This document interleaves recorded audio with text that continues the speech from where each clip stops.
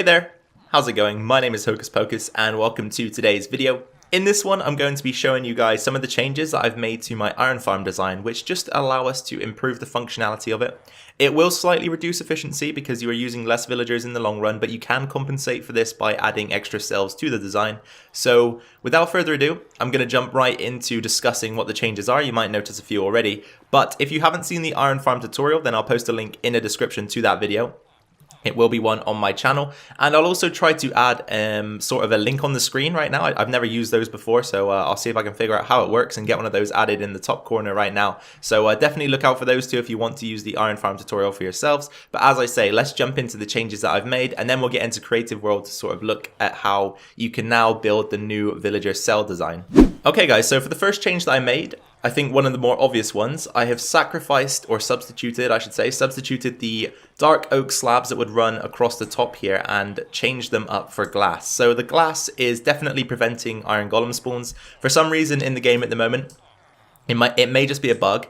Iron golems are able to spawn on half slabs, and I would often find them wandering around up here or at the end there, and they wouldn't fall into the water streams and end up in the trap, which is defeating the purpose of this farm. So if you place glass down instead, it definitely prevents golem spawns on these blocks, as I've never had a golem spawn on the glass, so I'm fairly certain that the glass does for sure do its job in preventing those spawns.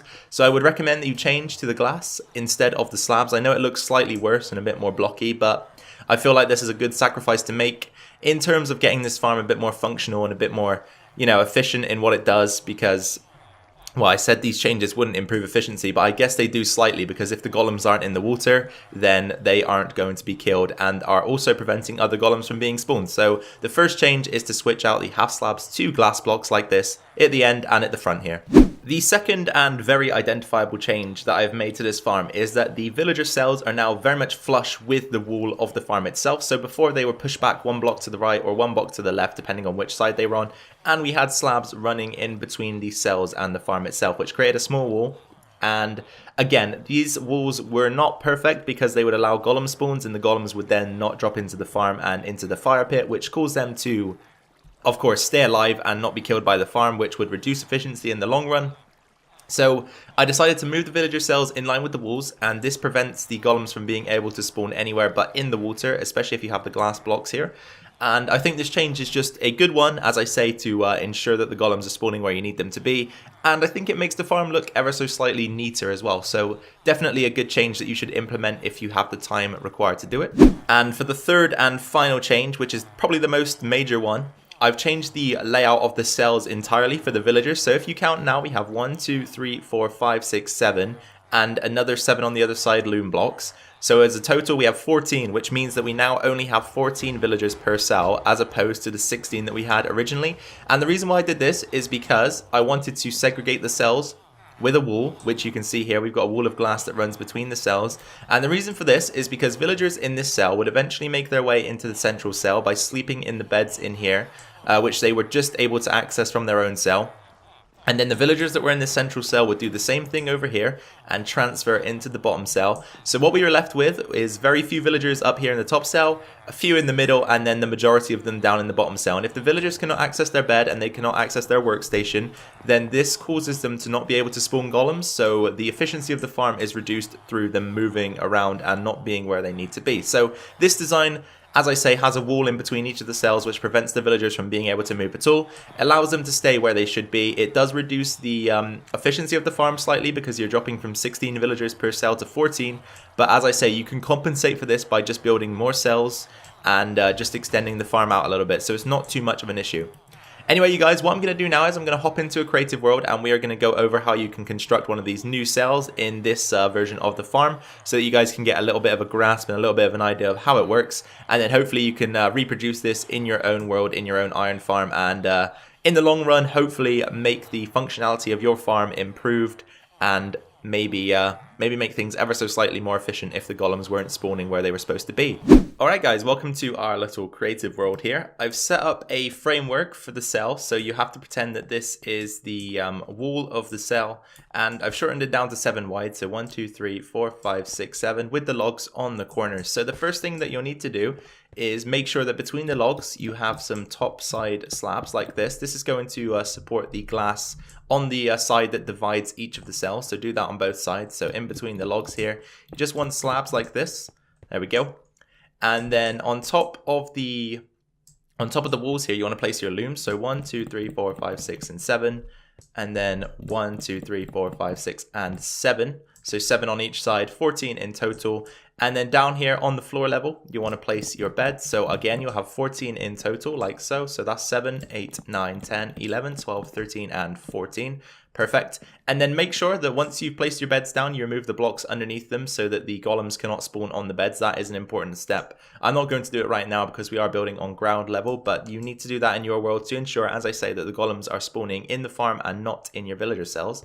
So once you've done that, I would recommend that you bring the corners up by 1 on each side like this, just to start to build up the structure itself. So on the ends of each of the loom blocks, you need to just have a wooden pillar or a pillar of your choice just to contain everything.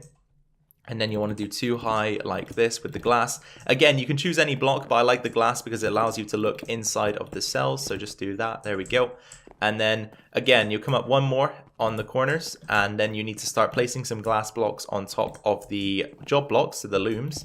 So you can do that by holding shift and clicking on top of them like so. Again, just bring the wall up another 1 on each of the sides with the glass again if you want to, or your choice of blocks. It totally doesn't matter.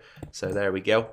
And then once you're at this stage, this is where you can start to cap everything off with the ceiling. So just bring the slabs in, and again, make sure this is slabs just to prevent golem spawns. For some reason, the golems have no issue not spawning on these slabs. I guess it's because they are floating rather than on top of full blocks. And the ones that are on top of the full blocks are on top of glass, so it prevents the golems from being able to spawn there again. I think that is the reason why they're able to spawn on the slabs, is because they're on top of solid blocks. However, this does work, so just make sure you use slabs here.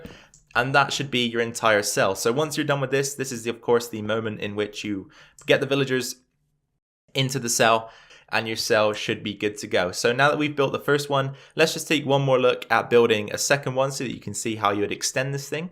The framework is in place once again, so just imagine that these are the walls of the cell, and then you can pretend that there's water flowing down here. This is where the golems will eventually spawn. So the first thing you want to do once you've got to this section of the build, you want to go ahead and pop in your slabs so that you can place the beds. And I'll just reciprocate, make sure that once you've placed the beds, you can get rid of the slabs, because otherwise golems may find that they're spawning inside of the cells rather than in the farm itself. So just place 7 beds on each side to make a total of 14.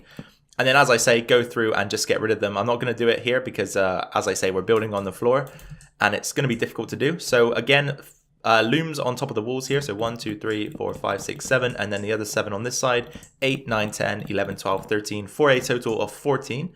You can then build up the corners again. But just notice that these here, the corners are slightly different. So you might need to make some changes here. And just make this the way you want things to be. I'll show you how you can go about doing that in just a second. So once you're at this stage, again, you'll need some slabs. So just do that across the back there so that you can build some walls up, and then you want to put your glass in. So just go 2 high at the moment. And then once your glass is in place, you can start to build up the corner. So this is where you might want to change things. So I would take out these slabs like this, build up the corner like that, and then put glass on top of that section there. And then you can go through on top of the loom blocks, the wall at the back, and then the other side of the loom blocks like so. And then at this point, again, you want to cap your ceiling. So just place your slabs on top like so. And just remember as well, at this point, you can start to funnel your villagers into the system. You now only need 14 villagers per cell rather than 16, because there are only 14 beds and 14 loom blocks, as opposed to the original 16 that we did have in the initial design. But as I say, this will maybe slightly reduce efficiency, but you can improve that efficiency once more by just adding more of these cells. So that's how you can go about constructing the new cells, you guys. I hope this was useful for you, and I hope that your iron farm's in a situation where it won't be too much work to change it to this new design, because this will actually help you out more than it will hinder you, and I definitely recommend doing it. So if you did enjoy today's video, be sure to drop a like down below. Remember that you can find the original iron farm design video on my channel. I will post a link to that in the description, and hopefully there'll be a link at the start of this video on the screen. So yeah, if you want to check that out, of course, go check that out.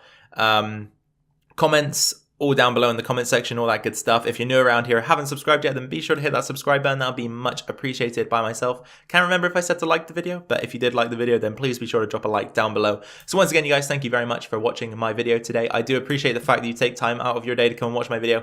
It's amazing that I have all of you guys here and all the support that I get. Thank you very much. I am so grateful, as I say. So please be sure to take care of yourselves, take care of your families, and I will catch you all in the next video. Bye for now.